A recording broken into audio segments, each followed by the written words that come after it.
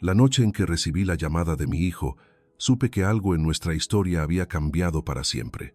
Su voz temblaba, como si estuviera sosteniendo el mundo con los dientes. «Papá, dime que no le diste la botella, dime que no lo hiciste». Me quedé en silencio, no porque no entendiera, sino porque de pronto lo entendí todo. Hay gestos pequeños que revelan verdades enormes. A veces la traición no llega con gritos, sino envuelta como un regalo. Y uno se pregunta, ¿cómo llega un hijo a hacer eso a un padre? Y eso fue solo el comienzo. Antes de seguir, si esta historia tocó algo dentro de ti, puedes dejar un me gusta o suscribirte. Y si deseas compartir tu sentir, te leeré con respeto. Ahora sí, escuchemos la historia. Hoy cumplo 74 años, y sin embargo, no hubo música, ni visitas tempranas, ni risas en la mesa como en los años antiguos. Solo el sonido del viento golpeando las ventanas de mi casa vieja, aquí en las afueras de Zamora, donde el campo es ancho y el cielo parece pesar sobre nosotros. Me levanté antes del amanecer, como siempre lo he hecho desde que trabajaba en la cooperativa agrícola. Los hábitos de toda una vida no desaparecen simplemente porque el cuerpo se haga más lento. Hice café en la vieja cafetera de hierro, la que fue de mi padre y luego mía. El aroma llenó la cocina pequeña, mezclándose con el olor a madera húmeda. Afuera, las encinas se movían despacio, como ancianos saludándose entre sí. Me senté junto a la ventana, mirando cómo el sol empujaba el frío de la madrugada. Mi mujer, paz descanse, solía decir que la luz de la mañana siempre trae una verdad. Yo la esperaba, esa verdad, aunque no sabía cuál era. Mi hijo, Miguel, me había llamado la noche anterior. Su voz sonaba amable, pero había algo detrás, algo tenso, como si estuviera sosteniendo el aliento. «Papá, mañana paso por la mañana. Te llevo un regalo especial, festejar conmigo». Eso dijo. Y yo, como un viejo tonto, lo esperé con ilusión, porque uno nunca deja de esperar de los hijos, aunque duelan, aunque hayan cambiado. A las 10, escuché el motor de su coche nuevo acercarse por el camino de tierra. Un coche moderno, brillante, de esos que yo no sabría ni conducir. Salí a la puerta para recibirlo. Él bajó sonriendo, pero sus ojos, no sé explicar bien, no estaban tristes, ni felices, ni cansados. Estaban ausentes, como si mirara algo detrás de mí, algo que yo no podía ver. «Feliz cumpleaños, papá». Me abrazó, rápido, sin apretar. Antes los abrazos suyos eran largos, fuertes, de hijo que necesitaba al padre. Este fue formal. Llevaba una bolsa elegante, con una botella dentro. «Tequila añejo», dijo, mostrando la etiqueta dorada, brillante bajo el sol. «Lo mejor, para el mejor padre». Reí, aunque no me gusta el tequila. A mí siempre me gustó el orujo que hacía don Lorenzo, el vecino, pero no iba a arruinar el gesto. Agradecí. Él entró, se sentó, pero no se relajó. Movía las manos, miraba la botella, luego me miraba a mí y volvía a mirar la botella, como si la botella fuera más importante que yo. Hablamos de cosas simples al principio, del clima, del trabajo que ya no tengo, de los hijos de Rosa, mi hija mayor, pero él no escuchaba. Su cabeza estaba atrapada en otra conversación que yo no conocía, hasta que de repente preguntó: «Papá, ¿qué has hecho con todos los papeles de mamá? Sus cosas, fotos, cartas». Me quedé en silencio. No esperaba eso. «Están guardadas, como estuvieron siempre». «¿Por qué preguntas?». Miguel apretó la mandíbula. «Es que, no sé, a veces pienso que aferrarte al pasado no te deja avanzar, que te hace sufrir». «Es mi vida, hijo», respondí. «Mi historia». Él no dijo nada durante un rato. Luego sonrió, pero con tristeza. «No tienes por qué seguir recordando, papá». Yo sentí algo raro en el estómago. No miedo, algo peor, advertencia. Fue entonces cuando me ofreció abrir la botella. Aún era temprano. Yo dije que no. Él insistió. Yo volví a negarme. Su sonrisa se quebró por un segundo. Vi frustración, enojo y algo más. Algo que me hizo pensar en mi padre cuando hablaba de lobos con piel de cordero. Para cortar la tensión, le dije que guardaría la botella para compartirla con don Mateo, el padre de su mujer, un hombre bueno, sencillo, que siempre me trata con cariño cuando pasara más tarde a saludarme. Miguel se quedó helado, como si le hubieran dado un golpe en el pecho. «¿Con él?», preguntó bajando la voz. «Sí, es buena persona, Será bonito compartirlo. Miguel tragó saliva. Papá, no la des. Guárdala. Es para ti. Pero había algo en mí, algo viejo como la tierra, que me dijo que esa botella no debía ser solo mía. Un rato después él se fue, diciendo que tenía una reunión urgente. No me dio beso en la mejilla como antes. Solo salió. Cuando llegó don Mateo más tarde, con su andar cansado y su sonrisa cálida, lo invité a pasar y abrimos la botella. Hicimos un brindis pequeño y sencillo, como hacen los hombres que han vivido suficiente para saber que la vida pasa rápido. No podía saber que ese gesto cambiaría todo, que esa botella no era solo un regalo, que era un mensaje que yo aún no entendía, pero que mi hijo ya había elegido por mí. Y esa noche el teléfono sonó. La voz de Miguel temblaba. Papá, dime que no se la diste. Y ahí supe que algo grave acababa de empezar. Entendido. Capítulo 2. Mantengo el tono Atram, Charm, Sau. La voz de un padre de Castilla y León, cálida, contenida, con peso emocional. Desarrollaremos la llamada de Miguel, la angustia, la sospecha, el empeoramiento de don Mateo y el inicio de la revelación siguiendo la Dan y 2. Sirningo, Ngorngan, Batdou, Doi, Dou, Nyer. Recuerda, todos los números palabras, tono natural, culturalmente coherente. Aquella noche, después de que Miguel colgó el teléfono, la casa se quedó demasiado quieta. Caminé por las habitaciones como quien recorre un recuerdo que ya no encaja en su sitio. Las sombras parecían más largas, más densas, y sin embargo no había ruido, ni señales, ni respuestas. Solo una pregunta rompiendo el silencio. ¿Qué escondía realmente aquella botella? El teléfono sonó al caer la tarde, cuando la luz ya se estaba retirando de las paredes y el frío empezaba a colarse bajo la puerta como un animal silencioso. Yo estaba sentado en la cocina, mirando las tazas vacías, donde hacía unas horas había compartido aquel tequila con don Mateo. Aquel momento había sido agradable, sencillo, de esos que parecen no tener importancia, pero se quedan en la memoria porque llevan un calor humano que no se puede fingir. Cuando levanté el teléfono, escuché la respiración de Miguel antes de escuchar sus palabras. Una respiración cortada, irregular, como si hubiera corrido o estuviera conteniendo un llanto. Papá. Su voz era un hilo. Dime que no se la diste. Me quedé en silencio. Podía oír el latido de mi propio corazón dentro del oído. ¿De qué hablas, Miguel? Tragué saliva. Tú mismo insististe en que era un regalo especial. Lo compartí con don Mateo. Brindamos por la vida, como se hace. Miguel soltó un sonido. No era respiración, era desesperación. Un lamento profundo, como si desde dentro se hubiera roto algo que no tenía arreglo. Papá, no. Luego el grito. Papá. ¿Cuánto bebió él? Dímelo. ¿Cuánto? El tono me heló la sangre. Ese no era un hijo preocupado. Ese era un hombre atrapado, asustado, descubierto. 2 tragos pequeños, dije despacio. Después se fue a su casa. Dijo que volvería mañana. No hubo respuesta inmediata. Solo un silencio cargado, espeso. Miguel, ¿qué tenía esa botella? Él no contestó. O quizás no podía. Y luego, sin decir nada más, colgó. Yo me quedé allí, mirando el teléfono apoyado sobre la mesa, sintiendo cómo el aire se volvía pesado. No necesitaba respuestas para entender que algo terrible estaba intrincado en esa botella. No quise pensar lo peor.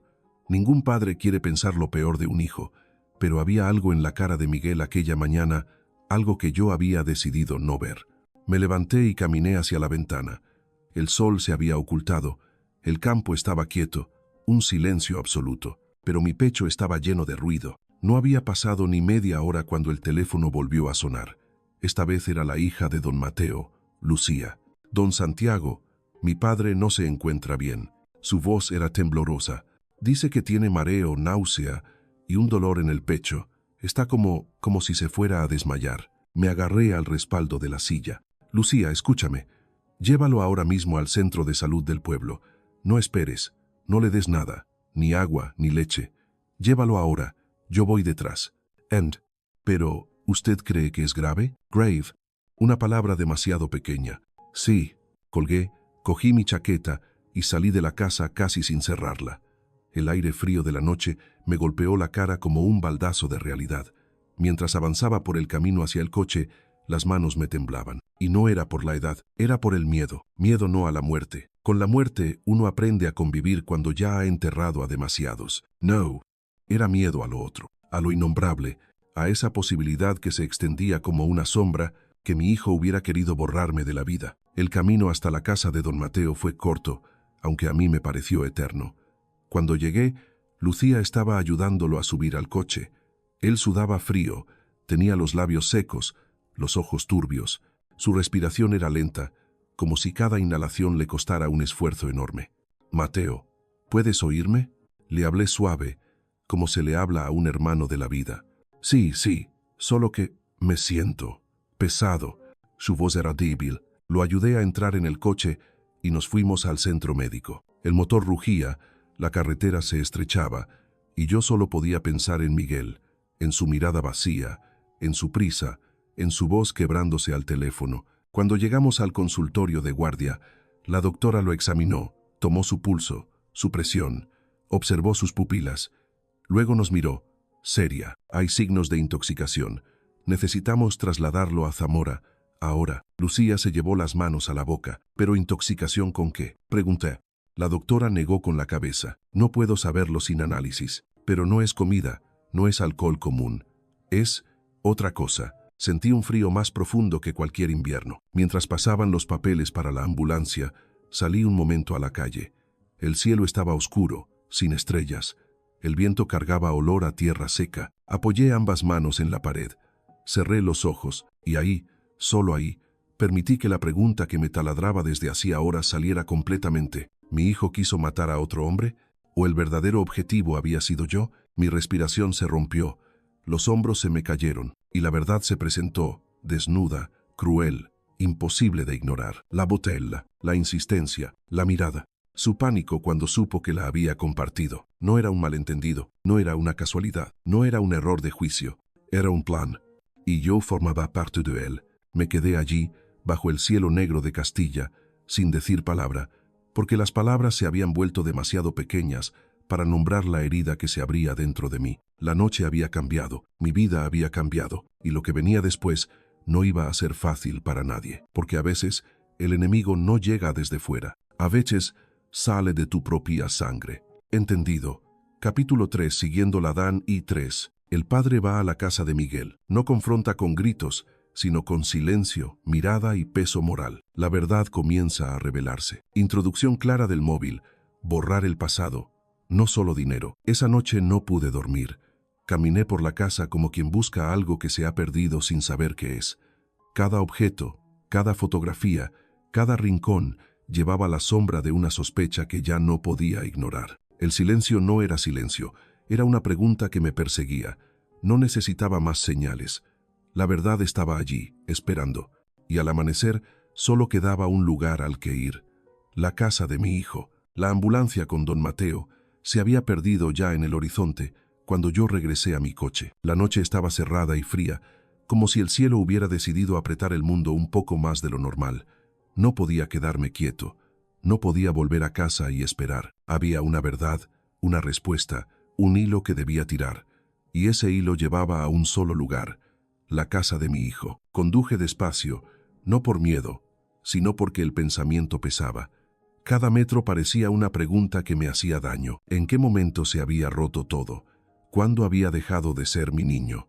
¿Cuándo fue que el amor se había convertido en algo que yo ya no reconocía? Llegué a la urbanización donde vivía Miguel. Todas las casas eran iguales, blancas, recién pintadas, con jardines recortados como si alguien hubiera querido borrar cualquier señal de vida auténtica. Aquella perfección me resultó inquietante. Era como una maqueta sin alma. Toqué la puerta con calma, 2 golpes firmes, como había hecho toda mi vida. No quería esconder mi presencia. Quería que supiera que estaba allí. Miguel tardó en abrir. Cuando lo hizo, su rostro era el de un hombre al que le habían arrancado el sueño y la verdad en una sola noche. Sus ojos estaban rojos, pero no de llorar. Era el rojo de quien ha estado peleando contra algo dentro de sí. «Papá», dijo, como si la palabra le pesara en la lengua. No respondí. Solo entré. Él se hizo a un lado sin oponerse, como si supiera que ya no tenía derecho a detenerme. La sala estaba impecable, demasiado ordenada. Ni una fotografía familiar, ni un objeto con historia, ni un recuerdo que hablara de nosotros. Solo muebles nuevos, sin huella. Allí lo entendí más claramente que nunca. Miguel llevaba tiempo borrándome. Me senté en la mesa del comedor. Él permaneció de pie, cerca de la ventana, como un muchacho castigado. El silencio entre nosotros no era vacío, era una verdad aún sin pronunciar. Tuve que llevar a Mateo al centro médico, dije finalmente. Mi voz era tranquila, pero en el fondo había algo roto. Se está poniendo peor. Miguel se tapó la cara con las manos. No lloraba, temblaba. Papá, yo no, quiero que me mires. Y cuando lo hizo, sus ojos parecían los de un niño que ha visto lo que una decisión puede destruir. Dime qué había en esa botella. Su boca se abrió, pero no salió voz. Trató una vez más. Nada. No necesito que me lo expliques, bonito, continué. Solo quiero la verdad. Miguel respiró hondo.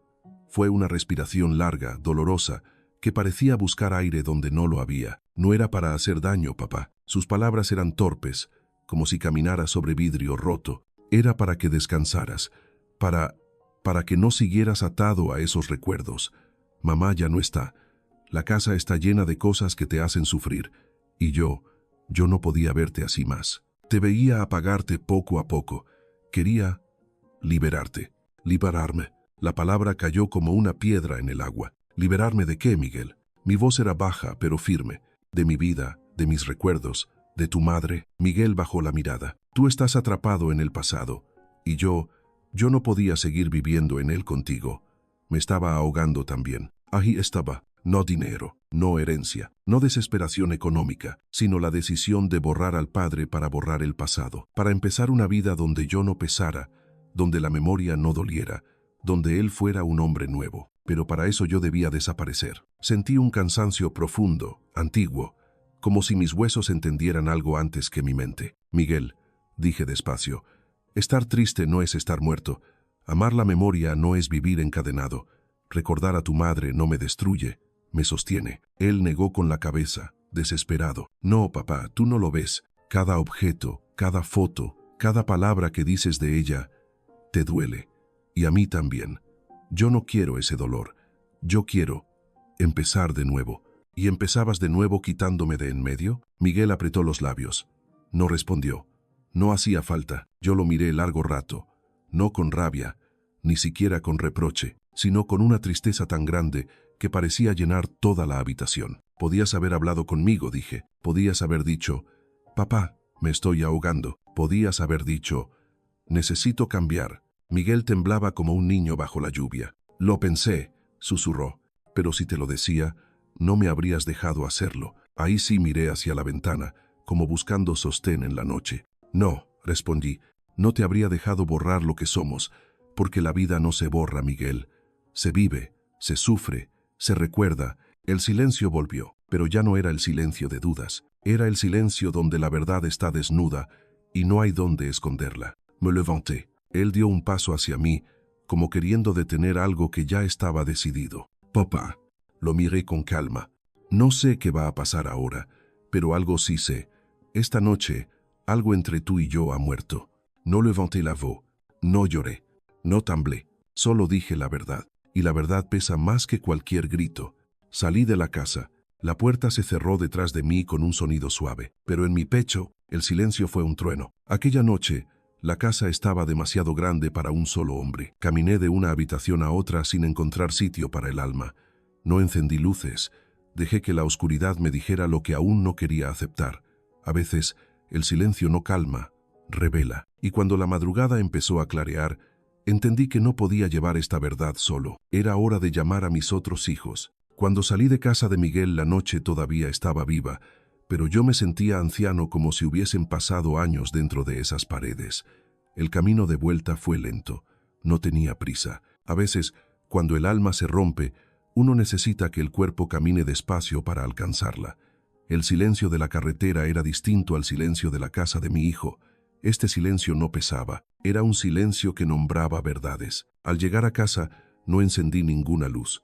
Me senté en la cocina, con la misma mesa donde mi mujer y yo tomábamos café por las mañanas. Pasé la mano por la madera marcada por los años. Ella habría sabido qué decir. Siempre sabía. No sé cuánto tiempo estuve allí, quizá 1 hora, quizá 2. Lo único que sé es que el teléfono volvió a sonar. Esta vez, cuando lo escuché, Supe que no era Miguel, era Rosa. Papá, he oído que don Mateo está en el hospital. ¿Estás bien? Su voz era firme, pero debajo había miedo. El miedo que tienen los hijos cuando sienten que algo está a punto de romperse para siempre. Estoy en casa, dije. Ven tú y Javier. Es mejor que hablemos aquí. No preguntó más. Eso es lo que hacen los hijos que aman. Llegaron pasadas las 11 de la noche. Rosa entró primero, sin decir palabra, y me rodeó con los brazos. Un abrazo de hija que ha visto a su padre vulnerable. Javier se quedó en la puerta, mirando mi rostro como quien observa el cielo antes de la tormenta. Papá, dijo él, dinos la verdad. Me senté. Ellos también. Y entonces hablé. Les conté lo que había pasado, desde el regalo, la insistencia, la llamada desesperada, la enfermedad repentina de don Mateo. Y finalmente, la conversación en la casa de Miguel. Ninguno me interrumpió. Rosa, con las manos cerradas sobre el regazo, escuchaba en silencio. Javier respiraba por la nariz, despacio, como quien está conteniendo un volcán. Cuando terminé, la casa quedó tan silenciosa que hasta el viento afuera parecía haberse detenido para escuchar. Rosa fue la primera en hablar. No lo entiendo. Miguel siempre te ha querido. Siempre ha sido el responsable. El que estaba ahí, sí, Día, ese Miguel ya no existe. Ella apretó los labios.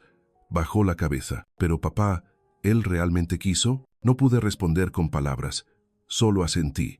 Y a veces un gesto dice más que una frase. Rosa rompió a llorar. Un llanto mudo, hondo, como el agua que se desborda silenciosamente por el borde del vaso. Javier, en cambio, se levantó de golpe, dio una vuelta por la cocina, apretó la mesa, luego se apoyó en ella, inclinado hacia mí. Papá, hay que denunciarlo. Su voz no temblaba. Había dolor, sí, pero también decisión. La decisión de quien ha entendido que lo justo a veces duele más que lo injusto. Rosa levantó la cabeza, con lágrimas todavía en las mejillas. Pero es nuestro hermano. No, dije de forma suave. Era nuestro hermano.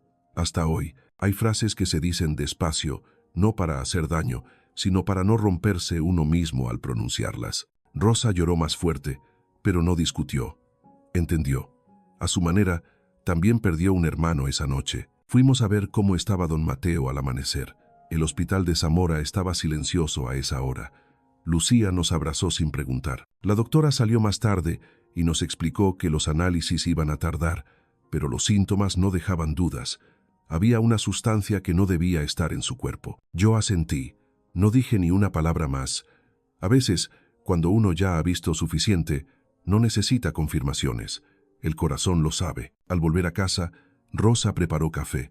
Javier se sentó frente a mí.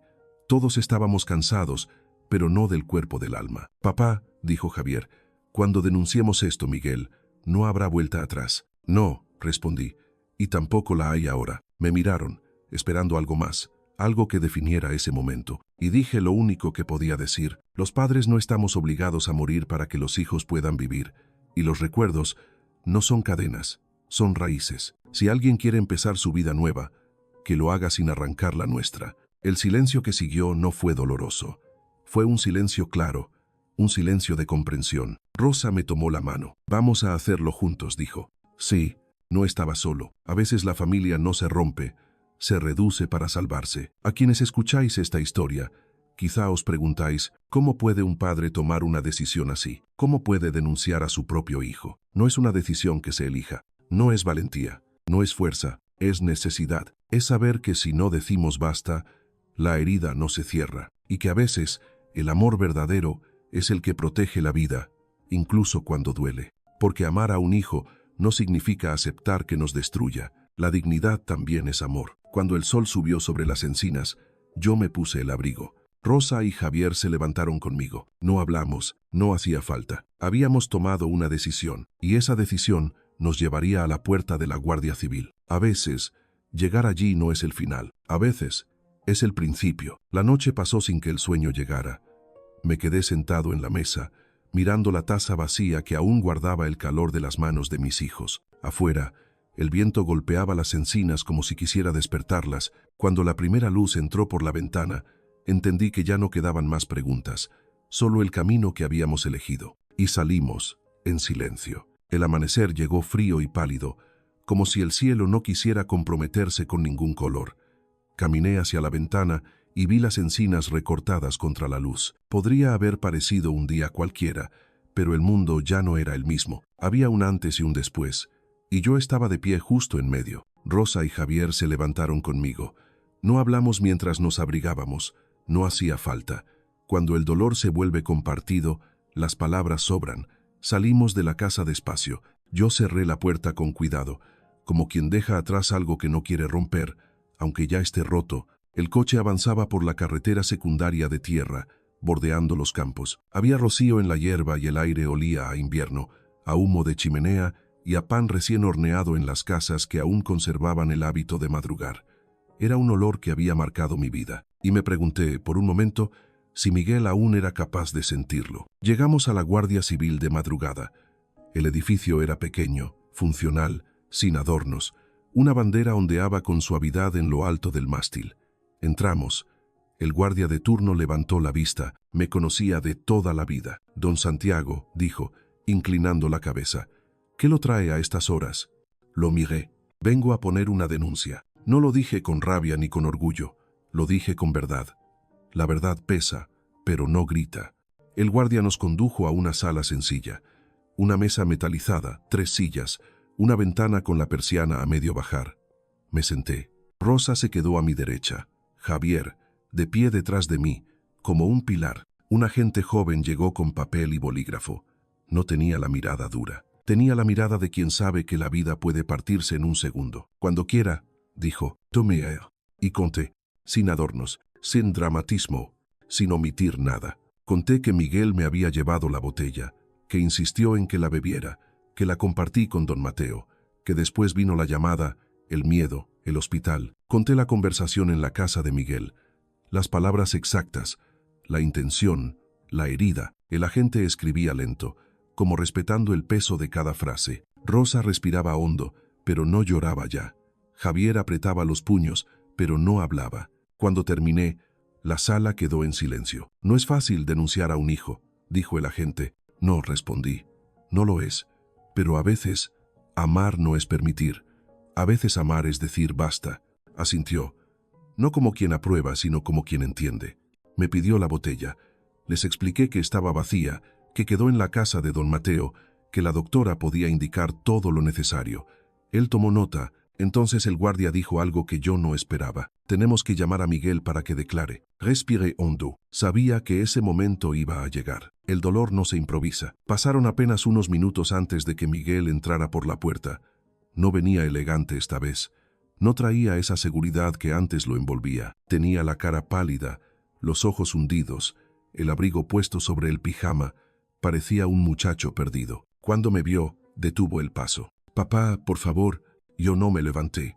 No le di la espalda. No lo protegí, pero tampoco lo ataqué. Solo lo miré como se mira algo que uno ha querido tanto, que el dolor ya no duele igual. Porque llega un punto en el que el dolor se vuelve silencio. El agente le pidió que se sentara. Miguel lo hizo.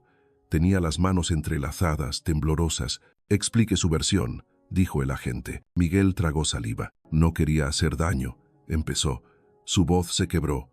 De verdad, yo solo quería que papá pudiera descansar, que dejara de sufrir, que dejara de vivir en el pasado. No fue por odio.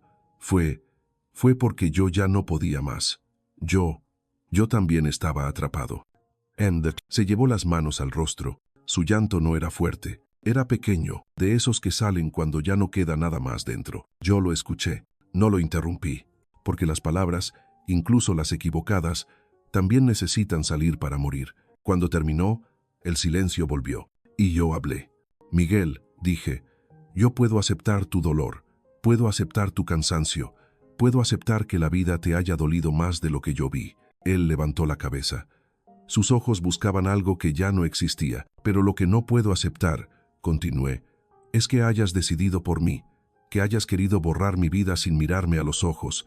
La memoria no se destruye para curar, se honra. Miguel rompió otra vez en llanto. El agente tomó nota. Luego me miró. ¿Desea continuar con la denuncia? No dudé. Sí, no por venganza, sino porque hay verdades que deben ser dichas y límites que deben ser puestos. El agente asintió. Miguel apretó los puños. Papá, por favor, no me abandones. Yo respiré lento y respondí con la única verdad que quedaba. No te abandono, pero tampoco te sigo. El mundo no se cayó.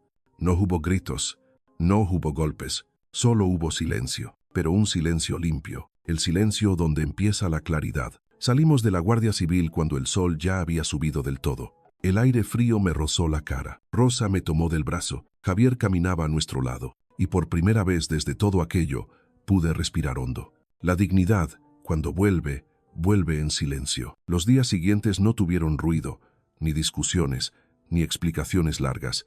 La casa se llenó de un silencio distinto, no de vacío, sino de algo que estaba acomodándose por dentro. A veces, después de que la verdad se dice, el alma necesita quedarse quieta para entender lo que ha cambiado. Así pasé las mañanas, escuchando mi propia respiración, esperando que el corazón encontrara su lugar. Los días después de la denuncia se movieron lentos, como si el tiempo hubiera decidido caminar también con bastón. Zamora seguía siendo la misma, los campos dorados al amanecer, el aire frío bajando desde la meseta, el olor a pan y leña por las mañanas, pero dentro de mí algo había cambiado para siempre. Fui a visitar a don Mateo al hospital al tercer día.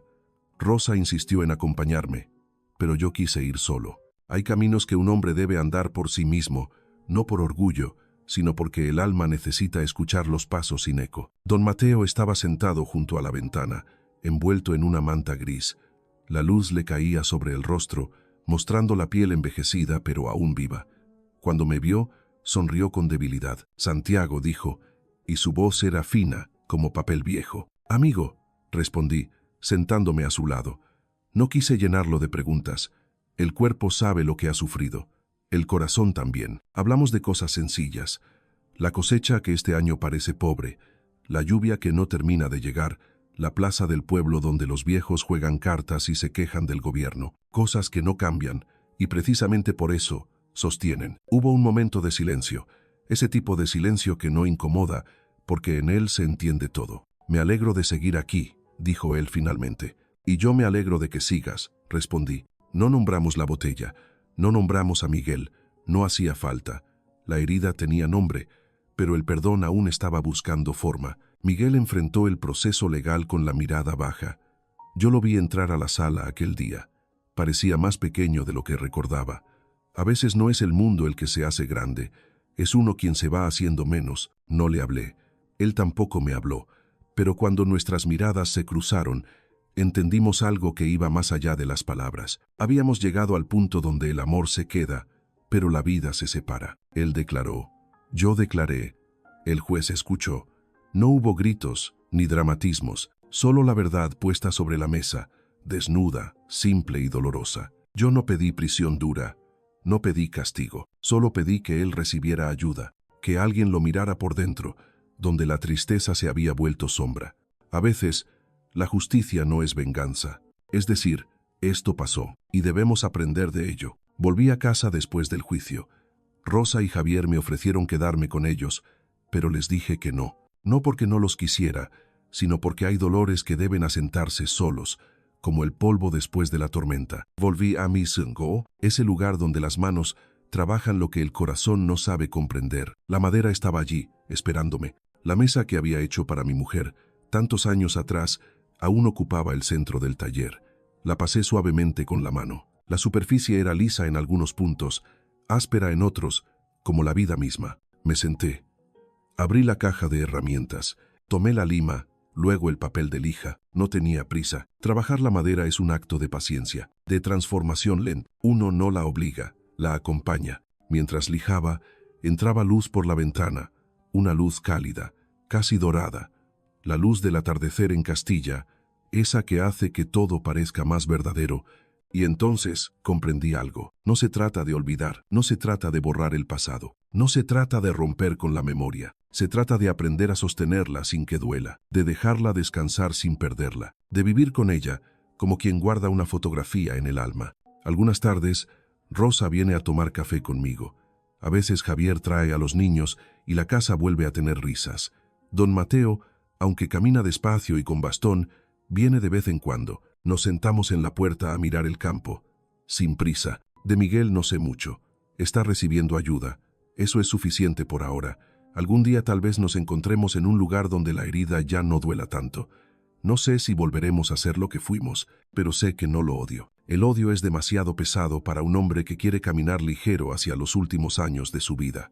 Y si alguien me pregunta, ¿qué aprendí de todo esto?, diría lo siguiente: los hijos nacen de nosotros. Sí, pero no nos pertenecen. La vida no se construye sin dolor. La memoria no es una cadena, es una raíz. Y la dignidad es algo que nunca debemos entregar, ni siquiera por amor. A veces, el amor verdadero no es quedarse. A veces, el amor verdadero es seguir siendo uno mismo. Aquella tarde, mientras la luz caía sobre la mesa que había hecho con mis propias manos, sonreí por primera vez en mucho tiempo. No porque todo estuviera bien, sino porque, por fin, estaba en paz. He comprendido que el amor no siempre significa sostener, a veces significa soltar. Hay heridas que no se cierran con abrazos, sino con decisiones firmes. Perdonar no es olvidar lo ocurrido, sino elegir no vivir encadenado al dolor. Pero el respeto, ese no se negocia, ni siquiera con los hijos. Hoy sé que la dignidad es lo único que nadie debería pedirnos que entreguemos. Y ahora te pregunto a ti, ¿alguna vez te dolió dar amor y recibir silencio? Si te has sentido invisible después de darlo todo, puedes dejar tu historia aquí. Te leeré con calma, sans juzgar. Si esta historia tocó algo en tu corazón, suscríbete si también crees que el respeto no tiene edad. Deja un me gusta para que más personas encuentren este mensaje. Y si conoces a alguien que necesite escucharlo, compártelo como un abrazo silencioso, porque al final no se trata de ganar, sino de vivir con dignidad.